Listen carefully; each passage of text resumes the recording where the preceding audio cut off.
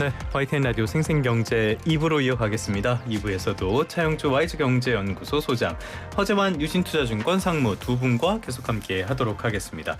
자, 어찌됐든 간에 이제 7000피 시대가 시작이 된 거는 확실하고요. 이제는 대체 뭘 해야 되냐라는 생각부터 좀 해봐야 되겠는데요. 먼저 지금 앞서도 잠깐 언급을 했었는데 미국과 이란의 상황, 이란 쪽에서는 계속 부정적인 얘기가 나오고 있고요.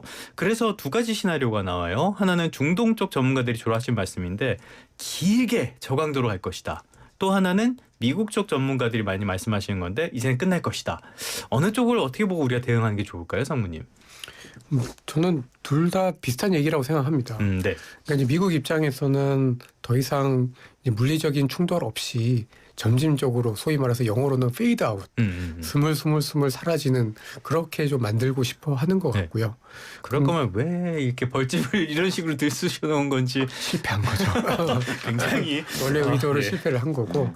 근데 이제 이란 입장에서 봤을 때는 사실은 이렇게까지 자기네들이 무너졌기 때문에 사실은 확실하게 뭔가를 보장을 받고 싶은 거기 때문에 사실 쉽게 끝날 상황은 분명히 좀 아닌 것 같고요.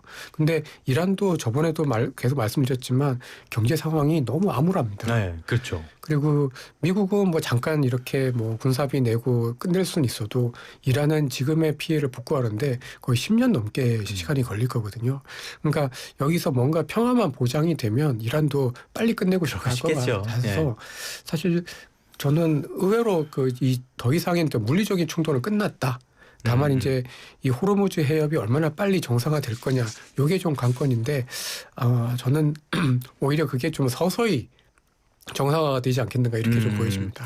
알겠습니다. 종전 기대감이 커지면서 주식시장 간밤에도 많이 환호를 하는 그런 모습들이 연출이 됐는데 요즘에는 약간 분위기가 저쪽 소식이 나오든 말든 나는 오르련다 약간 이런 느낌도 있는 것 같아요. 자, 그런데 이렇게 계속 오르는 상황에서 두 가지 정도 생각이 나더라고요. 첫 번째는 저희가 앞에서도 계속 짚어봤던 내용인데 쏠림 현상이 워낙 심하다 보니까 개미분들의 체감 코스피는 3,000 정도에 머물러 있다라는 평가도 나오더라고요. 왜 이런 이야기가 나온 겁니까? 3,000피 정도까지는 아니다 하더라도 네. 뭐 이제 완전히 이제 양극화인 것 같아요. 네. 그러니까 2,000피에 머물러 계신 분들도 있고 아직 2,000피 수준에서 못 올라간 주식들도 많습니다. 예. 뭐 유명한 뭐 네이버 카카오 같은 경우 2,000피 수준이죠. 아, 그렇죠. 예. 3,000도 아직 못 왔죠. 네이버 예. 카카오 3,000 못 왔죠. 예. 밖에서 웃으시는 분들이 좀 있습니다. 예. 아니 근데 웃을 문제는 아닌데 3,000 정도 돼 있고 그다음에 이제 뭐 2차 전지 갖고 계신 분들은 한 뭐 5,000피까지는 왔다라고 치죠. 제약 바이오는 한 4,000피 정도일까요? 뭐 이 정도이죠. 전혀 7,000과는 거리가 없는 거죠. 근데 실질적으로 그 반도체를 갖고 계시면 거의 뭐 10,000피 정도 느낌이죠. 그다음에 그렇죠. 예. 전력 인프라를 갖고 계신 분도 10,000피 정도 되는 거죠. 그다음에 게임 엔터는 도대체 언제 올라가나요? 이거는 또 한 1,000피 되지 않을까요? 이것도 한 3,000피 정도 되는 느낌이실 거고요. 그래서 이게 앞서 상무님 말씀하신 것처럼 워낙 두 반도체 기업들의 영업이익이 좀 몰리다 보니까 제가 최근에 듣는 얘기들은 좀 그런 겁니다. 그러니까 이제 우리가 이제 반도체에 대한 포모, 그다음 전력 인프라 이거 같이 이제 움직이고 반도체도 지금 기존에는 SK하이닉스와 삼성전자였다가 지금 SK스퀘어, GSK, 삼성물산, 삼성생명 이런 것까지 지금 이제 같이 이제 지분을 보유한 기업들까지 움직이다 보니 기존에 있던 주식을 팔아서 옮기시는 분들이 많은 것 같아요. 이제 못 버티고 이게 기회비용이다라고 생각하시는 것 같아요. 그래서 특정 섹터가 잘 오르지 않는 기업들, 그다음에 더 이상은 이제 못 기다리겠다. 네. 뭐 기다려라라고 뭐 일부 인플루언서 분들이 얘기하고 유튜브에서 얘기하시는 분들이 있다 하더라도 야 이거 기다리는 동안에 저거는 벌써 야 50% 100% 올라갔는데 나는 못 기다리겠다라고 옮겨가시는 분들이 많은 것 같아요. 그 거래량들이 있는 것 같아요. 그러다 보니까 오히려 저쪽 가는 애들은 더 쏠림 현상들이 나타나고 못 오르는 애들은 못 드는 거죠. 그게 오늘 시장에서 보여지는 것 같아요. 왜 그러냐면 오늘 이제 시장이 아침에 시작만 하더라도 저희가 이제 방송 시작할 때만 해도 3일 연속 상승이었거든요. 그렇죠. 그러면서 특정 일단은 그 반도체가 꺾이니까 자동차라든지 건설, 제약바이오, 2차 전지가 오늘 조금 올라가는 듯 했거든요. 근데 역시 동력을 잃어버렸어요. 지금 다 밀리기 시작했습니다. 시작한 지 1시간도 안 된 상태이기 때문에 이런 상태라는 것은 투자자분들이 지금 고객의 탁은 130조거든요. 네. 이 어마무시한 힘이 모여있는 130조임에도 불구하고 시장이 딱 무너지고 나니까 겁을 확 먹는 이런 상태가 연출이 되고 있는. 네네. 그러니까 지금 지금 마이너스인 거는 팔자가 많아서라기보다는 사자가 없는 거라고 저는 생각합니다. 일단 좀 기다려보자. 거래량이 줄었다. 거래량이 줄었다. 네. 이제 그런 식으로 설명이 좀 가능하지 않을까 싶습니다. 알겠습니다. 조금 전에 네이버 카카오 할 때 왜 밖에서 웃었냐면요. 당사자들이에요. 그래서 웃었습니다. 예. 지금 얼굴을 가리고 있는 그런 상황인데 어찌됐건 우리가 그렇다면 이제는 반도체 다음은 어디가 될 것인가 이 부분도 살펴봐야 되는데 반도체 다음에 갈 데가 있긴 있어요?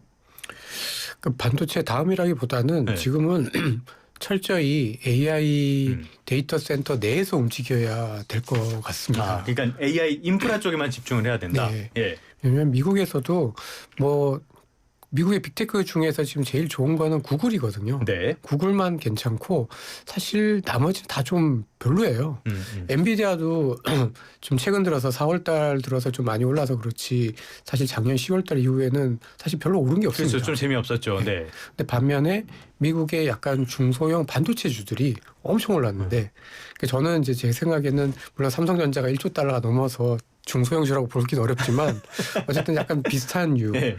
약간 너무 초대형주가 아닌 중대형 사이즈에서 지금 반도체와 그러니까 AI 데이터 센터와 관련된 주식들이 가장 강하다. 간밤에 AMD가 20% 가까이 오른 것도 같은 맥락인 겁니까?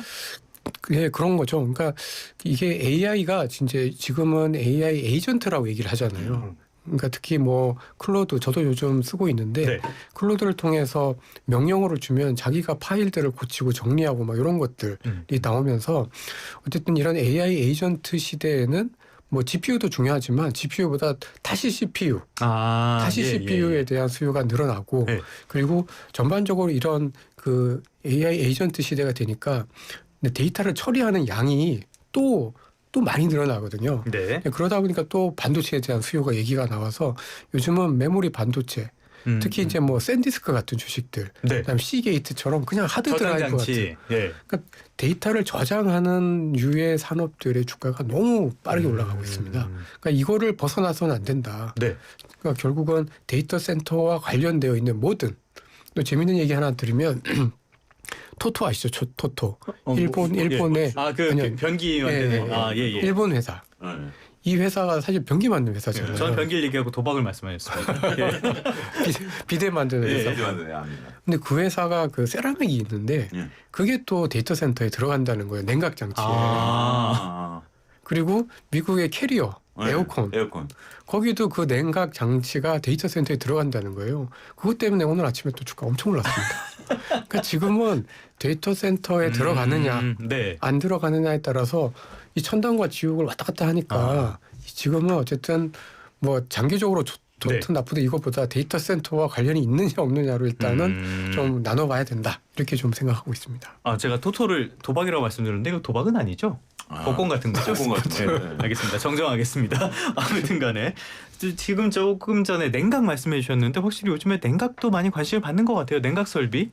그러니까 이제 우리가 그런 것들에 대해서 지금 이제 움직이는 것이 유리 기판. 그러니까 이제 기판 자체가 일단은 저전력의 연료 효율을 높인다라는 부분들이고 유리 기판 그래서 어제 SK 쪽이 많이 SKC가 이제 많이 올랐고요.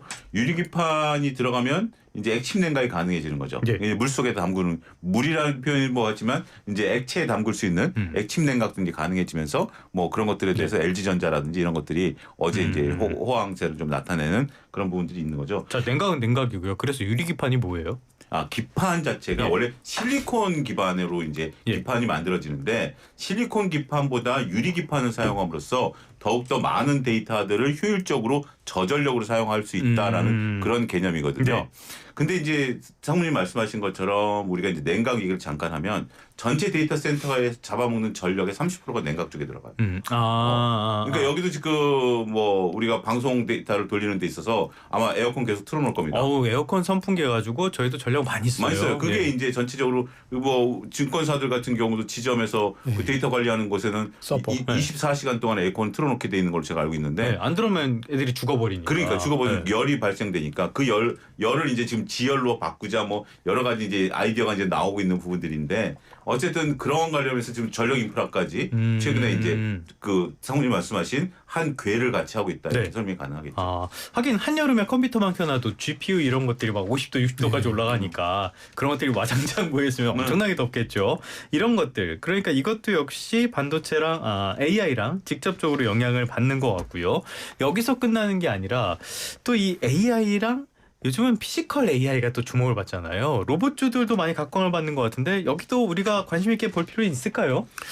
그렇죠. 근데 지금 당장이라기보다는 조금 중장기적으로 봐야 될 것 같습니다. 아, 네. 그러니까 이제 제 생각에는 아마 한 2년에서 3년 뒤가 되면 또 그쪽이 주력이 될 것 같은데 아직까지는 지금 데이터 센터를 많이 짓고 있고 네. 거기에 엄청난 돈이 들어가고 있고 그 돈들이 뭐 천문학적이니까 사실은 이제 지금 다른 것들은 잘 안 보이는 거죠.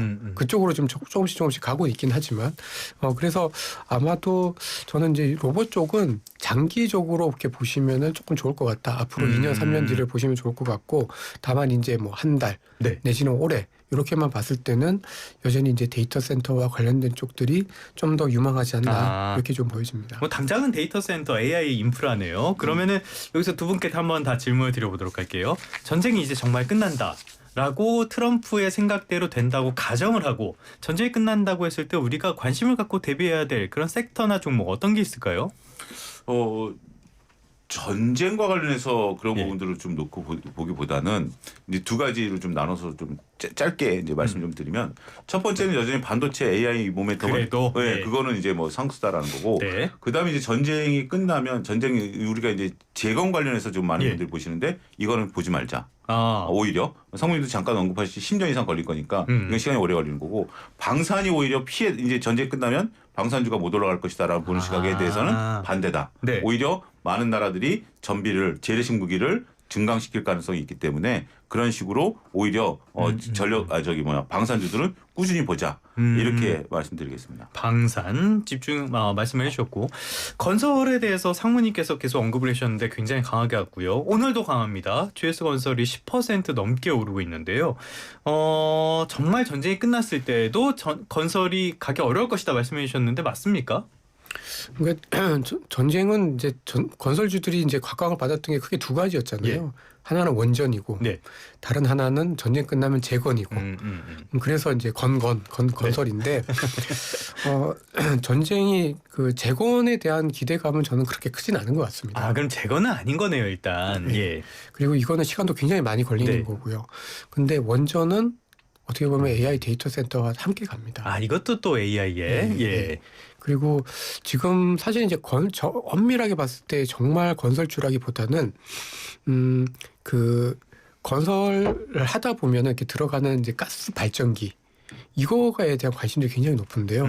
예를 들면 미국의 캐터필러라는 회사가 주가가 예. 엄청나게 좋은데 캐터필러 저희도 잘 아는 그냥 건설 기업인데요. 예.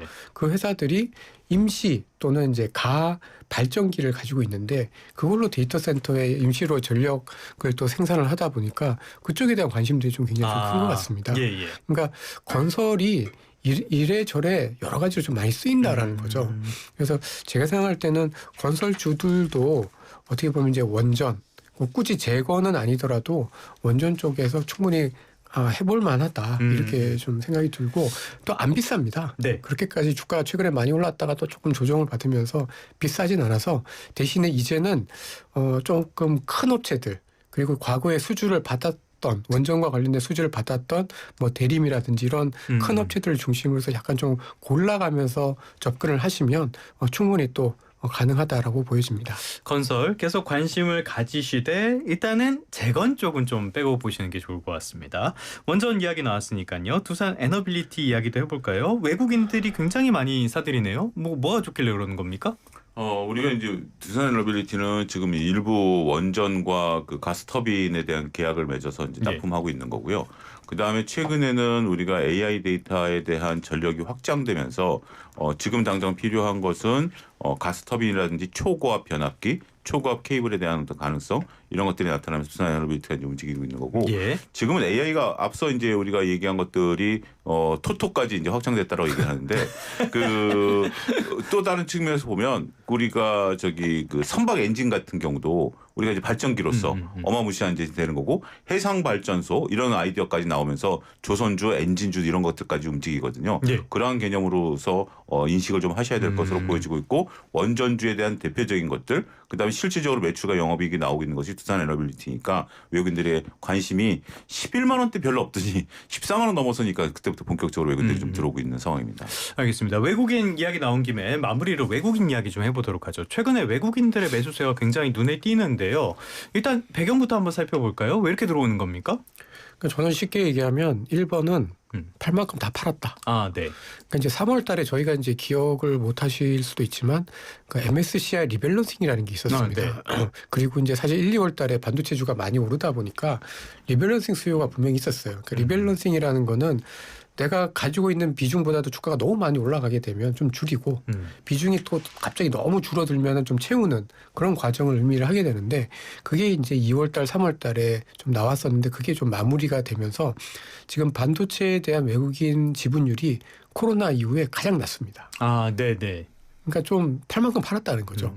그러면서 오히려 최근 들어서는 반도체에 대해서 이제 관심들이 높아지고 있는 오히려 사야 될 때가 사는 되는 그런 모습들이 좀 있는 것 같고 그 두 번째는 저는 역으로 전쟁 때문이라고 좀 보여지는데 그러니까 전쟁 때문에 어떻게 보면 미국의 지배력 또는 미국의 주도력이 좀 약해졌잖아요. 그렇죠. 네. 그리고 미국의 빅테크 기업들의 주가가 예전만큼 못 가니까 미국 내에서도 약간 좀 다변화할 수 있는 다른 소스들, 다른 투자처를 찾는 과정에서 대만, 한국, 일본 이런 쪽들을 좀 찾는데 그 중에 이제 딱 들어오는 게 이제 삼성전자, 하이닉스 이제 이런 종목들이 아니었나. 그리고 지금 미국에서 계좌도 열렸고, 그리고 미국에서도 지금 개인들의 비중이 헤지 펀드나 은행을 넘어섰다고 합니다. 아, 그래요? 그러니까 ETF를 통해서 돈이 너무 많이 들어오니까 개인들의 영향력. 개인들이 어디에 관심을 갖고 있는지가 굉장히 중요한데 요즘 뭐 대한민국 주식시장이 뭐 전 세계에서 가장 핫하니까